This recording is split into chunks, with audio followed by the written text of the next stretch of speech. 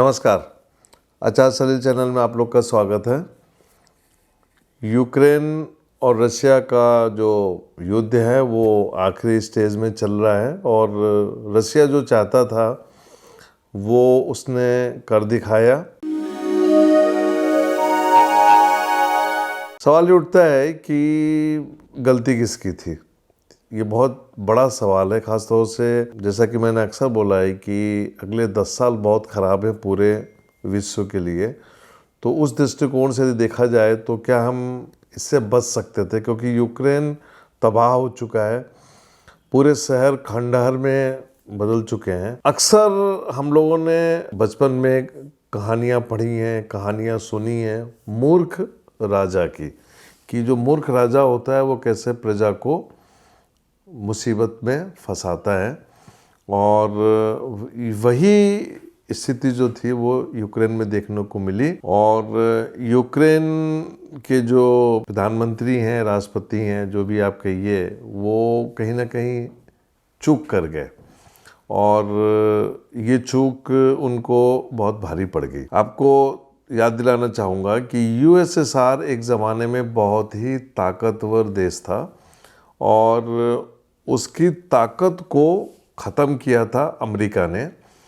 और 1990 के दौर में कैसे यूएसएसआर को तोड़ा गया और अमेरिका ने उसको तोड़ने के बाद अपना एक, हम कहते हैं ना कि पार्टी एंजॉय करी, जिसको बोलते हैं कि चलो अब हम एक छत्र राजा हैं पूरी दुनिया के।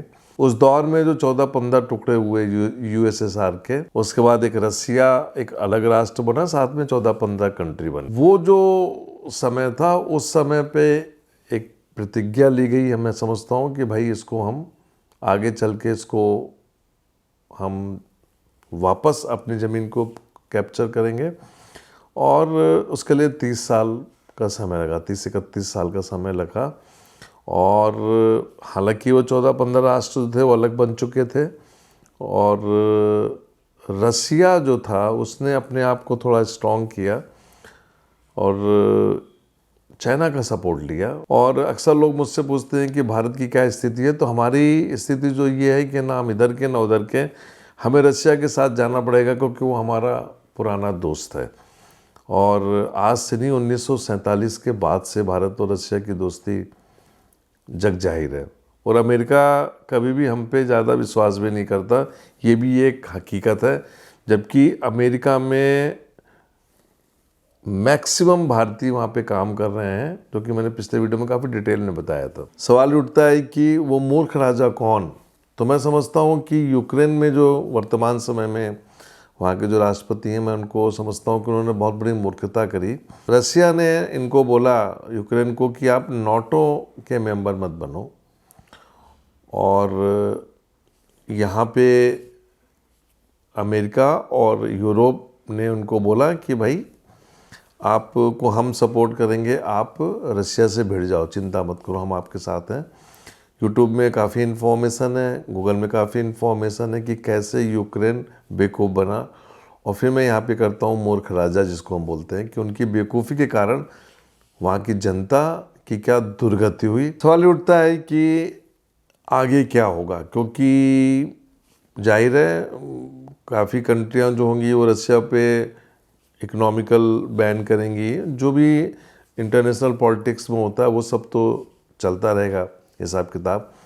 आगे क्या होगा, रसिया क्या करने वाला है, ये जानना बहुत ज़रूरी है। रसिया की कुंडली को मैंने बहुत डिटेल में जाके देखा तो, और पुतिन की कुंडली जो कि मैंने कई बार डिस्कस करी है, उस कुंडली को देखा तो मेरा ये मानना रहा है कि आप ये मान के चलिए कि 2022, 2023 और 2024 का कुछ समय, मतलब 4 महीने 2024 के, ये जो दौर होगा, इसमें रसिया की पूरी डिक्टेटरशिप चलेगी। आज से 2.5 साल के बाद जब मीन में जाएगा तो वहाँ पे जाके सनी पुतिन को कंट्रोल में लेगा, इसमें कोई दो राय नहीं है। लेकिन ये जो 2.5 साल होंगे, ये जो होंगे वो एक अराजकता के होंगे, इसमें कोई दो राय नहीं।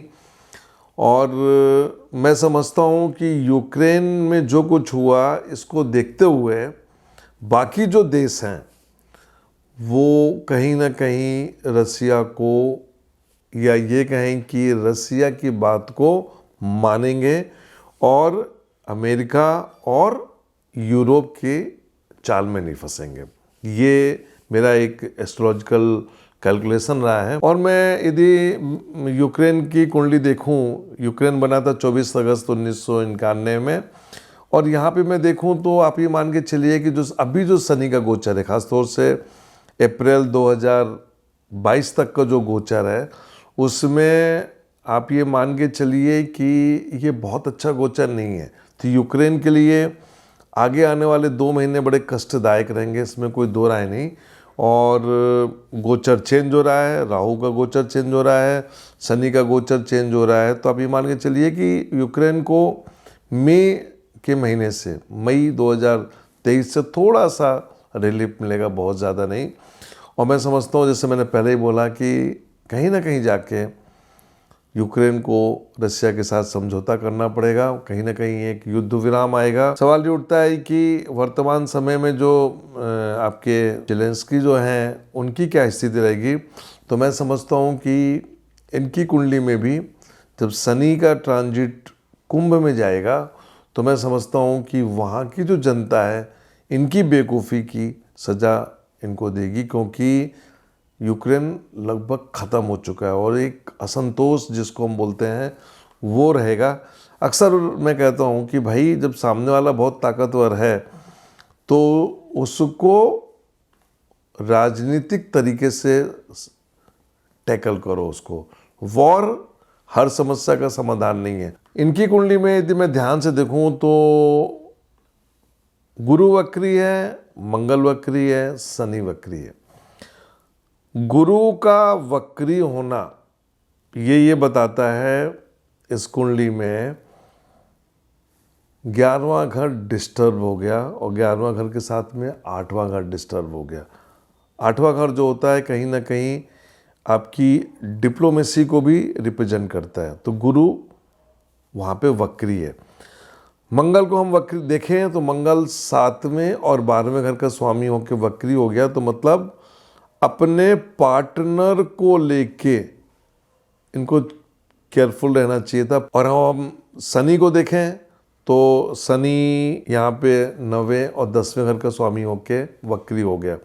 तो जिस ढंग से यूक्रेन उठ रहा था, वक्री ग्रह जो होते हैं वो डिस्टर्ब करते हैं। तो वक्री ग्रह हैं तो आपको अपने जो पार्टनर हैं, चाहे वो यूरोप के हों या आसपास के जो देश हैं, बहुत संभल के उनकी बात पे विश्वास करना चाहिए। देखिए, मैं अक्सर भारत और पाकिस्तान की कुंडली की चर्चा जब करता हूँ तो बड़ी डिटेल में समझाता हूँ। यहाँ पे भी वही कहानी है, 3 ग्रह वक्री, आपको संभल के चलना चाहिए। आप नहीं चले, खामियाजा क्या हुआ, आपका देश बर्बाद हो गया। बस एक ही चीज़ बची कि न्यूक्लियर बम नहीं गिरा। तो रसिया अभी 2.5 साल तक तो पूरी उसमें रहेगा, हालांकि उसमें काफ़ी फाइनेंशियल रोक लगेगी, काफ़ी वर्ल्ड का प्रेशर पड़ेगा उसमें, लेकिन कहीं ना कहीं यहाँ पे जाके 3 कंट्रियों का सपोर्ट है।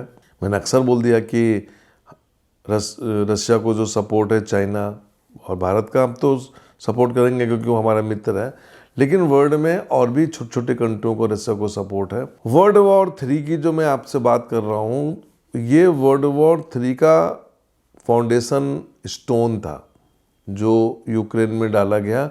हालांकि मैंने कहा था ये पाकिस्तान बॉर्डर में पड़ेगा, और आप देखिए इस पूरी स्थिति में पाकिस्तान का जो रोल रहा है वो कहीं ना कहीं चुपचाप बैठ गया है। पाकिस्तान ना उधर का है ना इधर का है, शांत बैठा हुआ है, क्योंकि वहाँ की इकनॉमी पूरी फेल हो चुकी है, तो वो भी डिपेंडेंट है। तो वर्ल्ड वॉर 3 की यदि हम कहानी माने तो उसकी फाउंडेशन स्टोन पड़ चुकी है। आगे ये देखना है कि आगे कैसे ये ट्विस्ट होगा, क्योंकि ये आगे चल के अमेरिका और यूरोप को, मान के चलिए कि ये जो इनका एक प्रभुत्व है उसको ये तोड़ा जाएगा। बहुत ही खराब समय का दौर शुरू हो चुका है।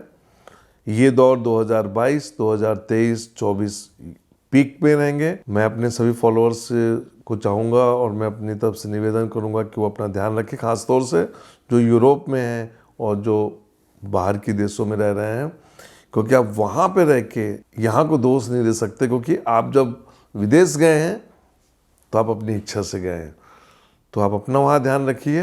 मेरी तरफ से आप लोगों को नमस्कार।